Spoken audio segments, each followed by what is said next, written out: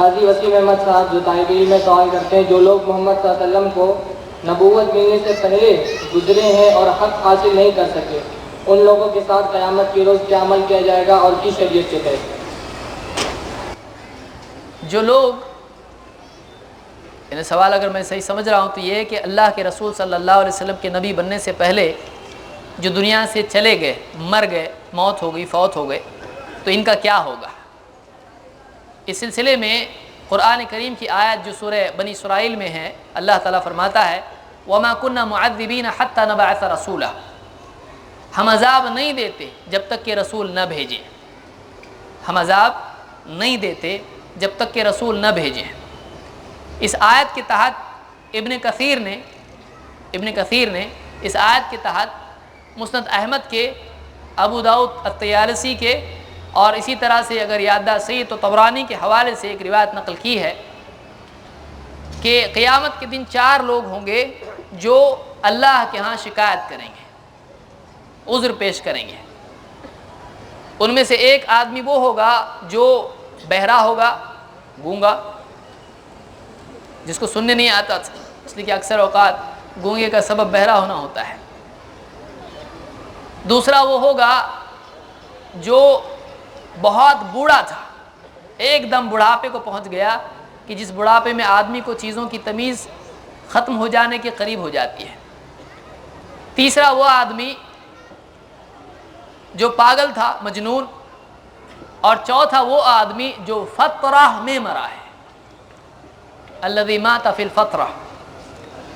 یہ 4 اللہ تعالیٰ سے کہیں گے اے اللہ ہمارے پاس، مثلا اس میں جو بہرا تھا، گونگا تھا، وہ کہے گا کہ اللہ حق بات کہنے والا، دعوت دینے والا نبی تیرا آیا تھا لیکن میں نے تو سنا ہی نہیں۔ بوڑھا کہے گا آیا تھا لیکن مجھ کو سمجھا نہیں۔ پاگل کہے گا اللہ میں تو لوگوں کو مینگنیاں مارا کرتا تھا، کنکریاں مارا کرتا تھا، مجھ کو کیا معلوم، مجھ کو تو سمجھا ہی نہیں۔ اور جو فترہ میں مرا ہے، ایسا آدمی ایسے دور میں مرا جب کوئی نبی موجود نہیں تھا، اس کو فترہ کہتے ہیں۔ تو وہ کہے گا کہ اللہ میرے پاس تو کوئی آیا ہی نہیں، سنا نہیں، سمجھا نہیں، آیا نہیں۔ اللہ تعالیٰ ان سے وعدہ لے گا تم مانو گے؟ وہ کہیں گے بالکل مانیں گے، جو حکم دوں گا مانو گے؟ اللہ ان سے مواثیق لے گا، لَيُطِيعُنَّهُ، وہ ضرور اطاعت کریں گے، مانیں گے۔ اللہ وعدہ لے گا، کہے گا کودو آگ میں۔ ان کے پاس فرشتہ بھیجا جائے گا، ان کے پاس رسول بھیجا جائے گا اور ان سے کہا جائے گا کہ آگ میں کودو۔ اللہ کے نبی صلی اللہ علیہ وسلم فرماتے ہیں کہ جو آگ میں کودیں گے وہ محفوظ رہیں گے، جنت میں جائیں گے، اور جو نہیں کودیں گے وہ پکڑ کر گھسیٹ کر منہ کے بل جہنم میں ڈال دیے جائیں گے۔ جن کو حق نہیں پہنچا اور جو ایسے دور میں مرے ہیں کہ جب کوئی نبی نہیں تھا، ان کا حال اور معال دونوں اللہ جانتا ہے۔ وہ کس حال میں مرے یہ بھی اللہ جانتا ہے، اور ان کا انجام کیا ہوگا یہ بھی اللہ جانتا ہے۔